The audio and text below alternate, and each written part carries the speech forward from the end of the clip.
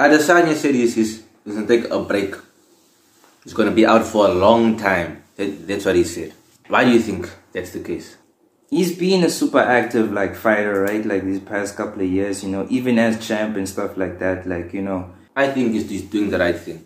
You know, and looking back at like his last couple of fights, like, you know what I mean? Like having lost a few, like, you know what I'm saying, and won a few and stuff like that, like, it can definitely like play with you a little bit, like mentally and stuff like that, like, you know, so, and shake you a little bit. So a hiatus and a break from, like, you know what I'm saying, the job or like the sport that you love and stuff like that, like, you know what I'm saying, is the best thing for, like, you know, like to just refresh, recharge and stuff like that, like, you know.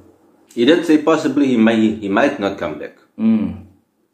Which is not the worst thing I can think of, to be honest with you. Like, you know what I'm saying? Because he's accomplished, like, much, like, you know what I mean? And, you know, being a two-time middleweight champion, you know, just, like, having the fights that you've had already in UFC and stuff like that, like, you know.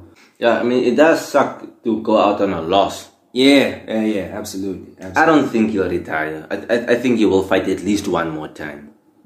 I think he definitely... I don't think Adesanya is the type of guy who wants to go out on a loss. He's like in that Conor McGregor, Nate Diaz mode now where he can choose what he wants to do. Yeah, he probably won't want to go out with that L. But even if he does, you know, it's not the worst way, like, you know what I'm saying, to bow out of his career and stuff like that. Like, I think because, like, you know, of what he's done and what he's, like, you know, accomplished in that game, like, you know, in this...